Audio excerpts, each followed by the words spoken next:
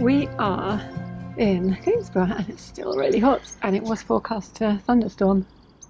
Not thunderstorming. I don't see any thunderstorms. I do feel some unbearable heat. Last night was terrible for the heat. Yeah. And we dropped quite a bit lower than we are right now. Yeah, I think we've dropped twice and come up twice. Yeah. But now it's high tide. We're just waiting for the tide to turn so we can ride it to Keadby. Yeah, and it is verifiably slowing. It was going quite a bit faster earlier. So this mooring was fine, except I was a bit nervous, like that the river would rise and the pontoon wouldn't. But obviously that's ridiculous. Yeah, and it didn't help that because we're facing against, we're facing upstream. So when the tide turned last night, it started slapping our rudder against the hull of the boat. So all of a sudden the boat's just going thunk.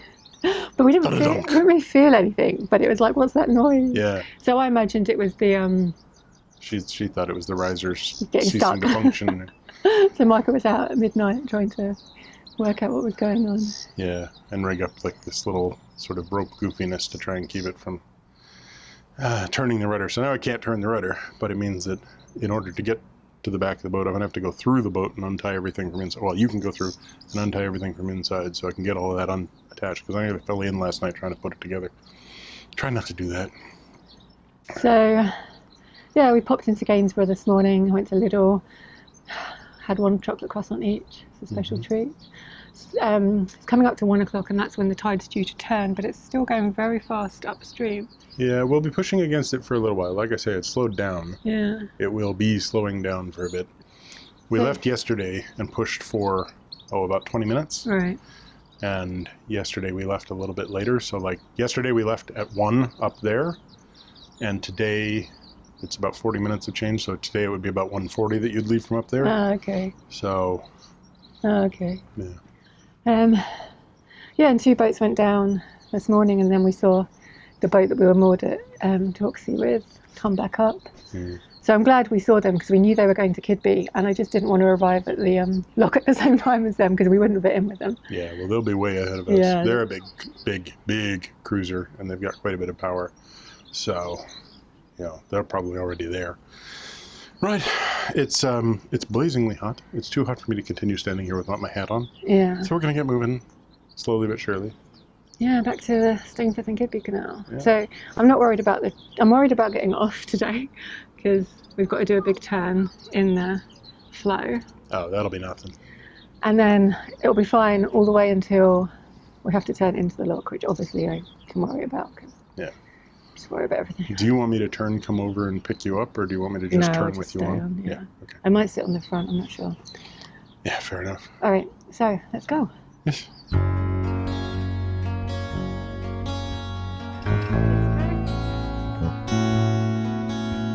You can see the tide's still coming in here. The water's moving upstream.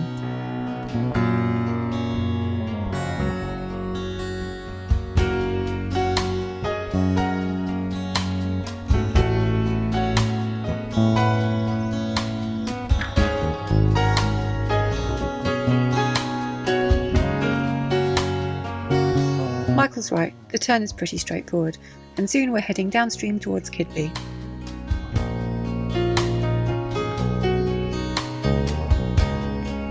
Much of the riverbank here in Gainsborough is lined with disused wharves, and it looks like some of the lovely old warehouse buildings have been converted into apartments, and some new apartment blocks have been built between them.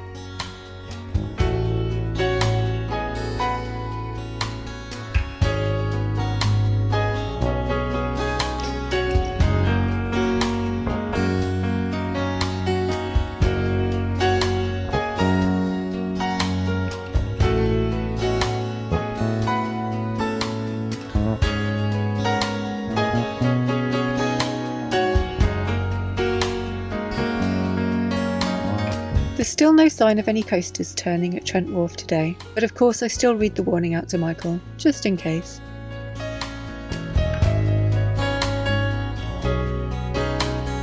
Once we leave the outskirts of Gainsborough, the buildings disappear and the banks are now lined with trees.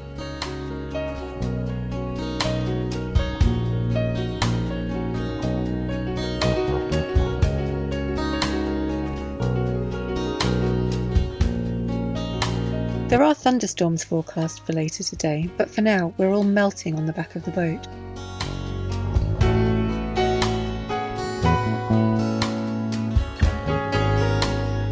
This is Morton's Wharf.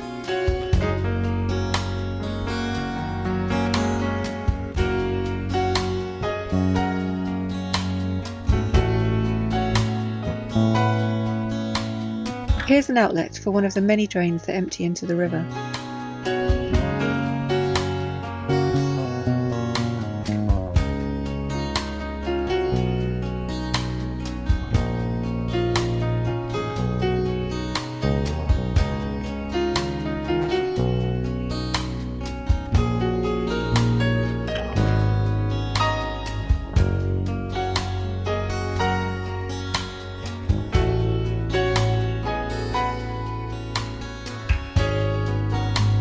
I think this is Walkereth Ferry. Apparently there was a ferry crossing here as far back as the 1800s.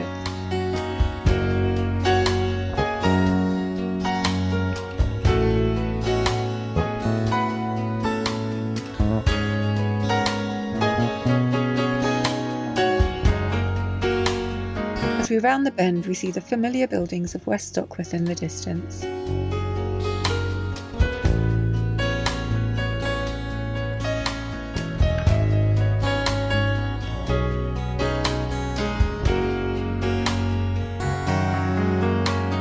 A quick wave to West Stockwith Lock and the Chesterfield Canal as we pass.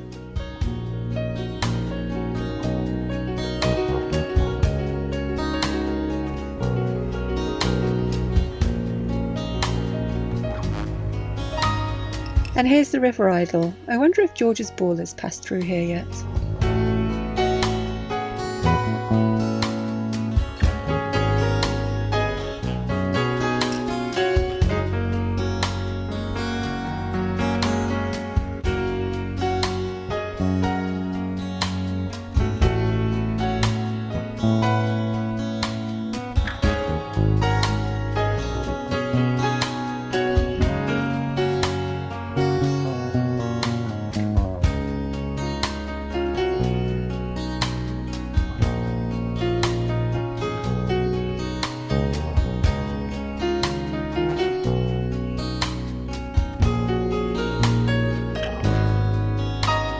The old windmill comes into view as we approach Alston Ferry.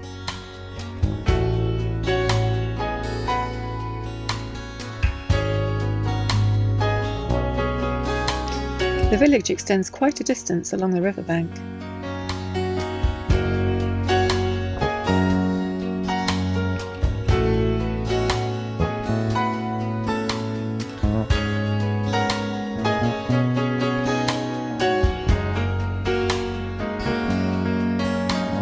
Here's a tidal gauge. It's marked on our chart, so it's a pretty useful landmark for keeping track of where we are. The river looks incredibly flat here. The tide is still going out, and so we're still riding the flow downstream.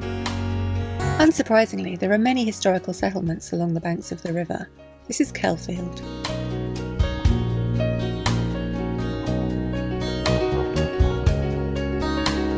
These buildings are part of the hamlet of Susworth. This settlement dates back to the 13th century, and in the 1800s the hamlet was made up of 6 farms and a public house.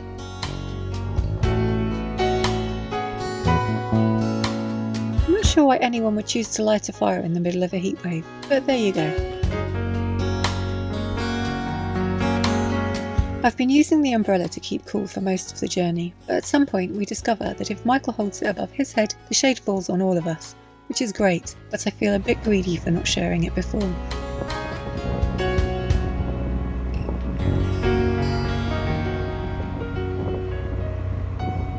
Here the River Ewe flows into the Trent. Unlike some of the other Trent tributaries, there's no pumping station here. It relies on gravity to drain at low tide.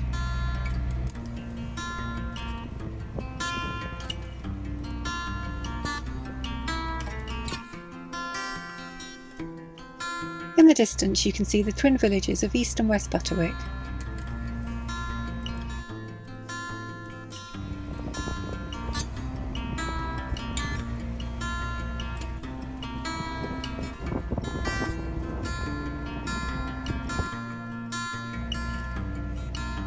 These mooring dolphins are not for leisure craft. The only place narrowboats can moor on the river between Keadby and Dorksey is Gainsborough, where we stopped last night.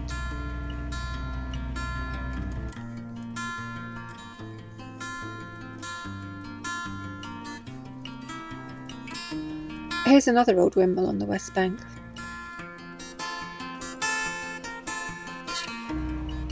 In the distance we see the motorway bridge across the Trent. This is the first row bridge, well, the first bridge of any description, since Gainsborough, about 14 miles south of here.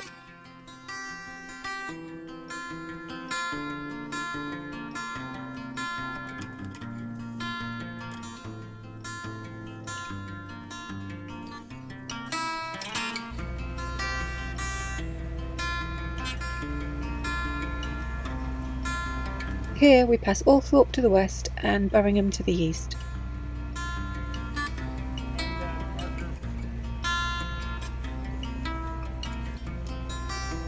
There's Keadby Bridge ahead, not too far to the lock now.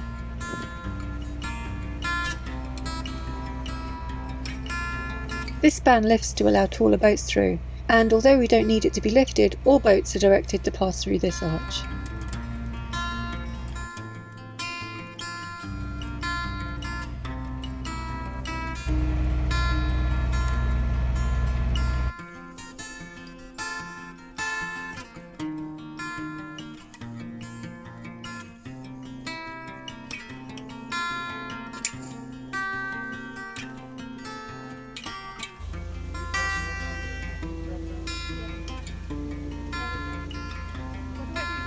Safely back in the lock, and the lockkeeper hands down a rope so we can loop our rope through and pass it back up to him.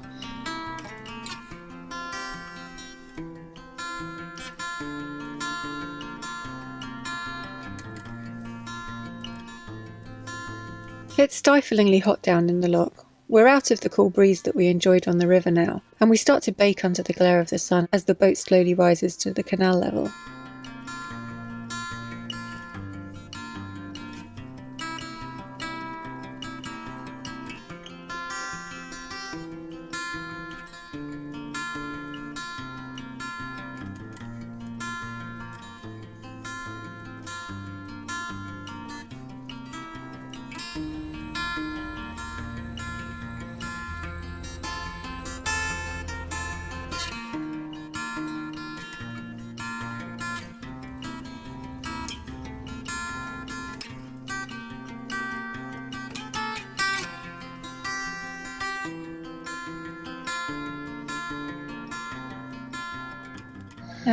It is sleep time. So yeah, it took about 3 hours and we basically fried, and we were hoping it didn't rain because we didn't want to cruise in thunderstorms, but right now, I'll take the thunderstorm. Oh yeah, it's like, it's that weather you get. I'm sure literally every single person sitting in Australia right now, or parts of the States will be, or for that matter, apparently parts of Siberia will be like, you don't know hot.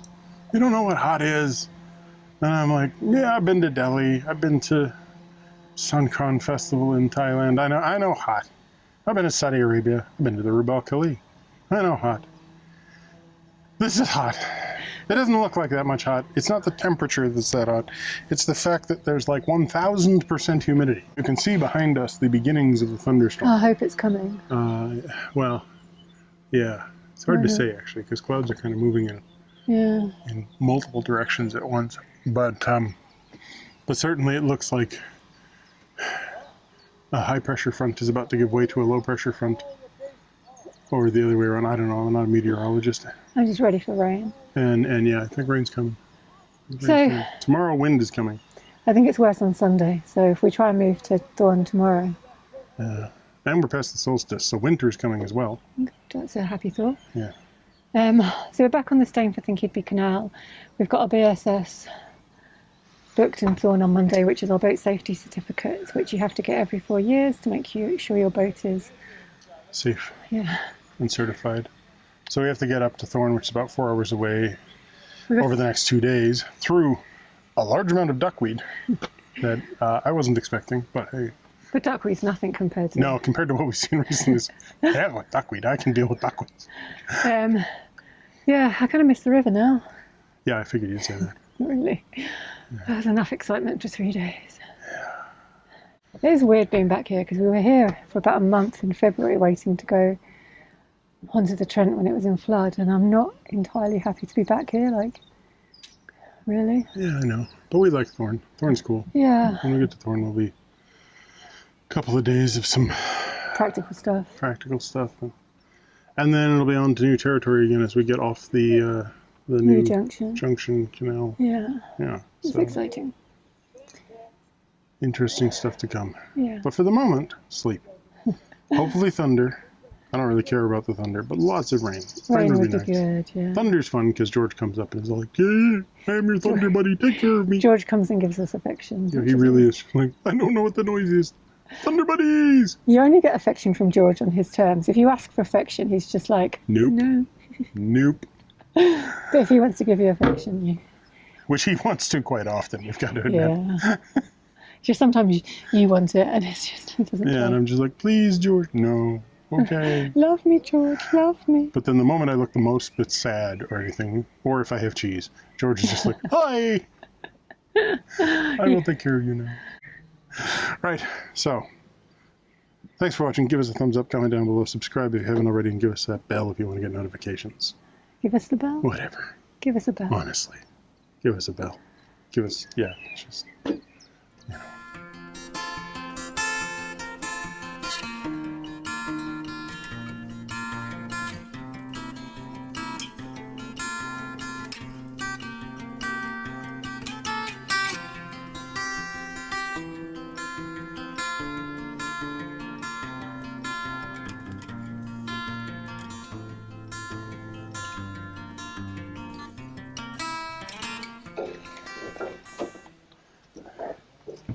You're going. Yeah. Ah!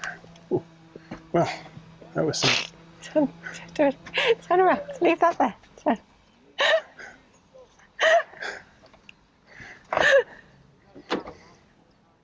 Oh, God. I'm annoyed with you for doing that, but I'm also impressed with you for catching it. So Yeah, left hand, backhand. I'm conflicted. Yeah, it's like... He just dropped the audio recorder, but he caught it in his left hand, so, you know. Of course, it was his own fault for twisting around the wrong way and getting the... What's the time? I'm quite curious. I have no idea. I'm a sweaty Betty. I think it's about 4 o'clock, Betty. Is it 4? 4 seems late. Your phone's inside. My phone's inside. No. Your phone's sitting right there. Just the sky, and all of a sudden, splat, splat, splat, splat, splat, splat.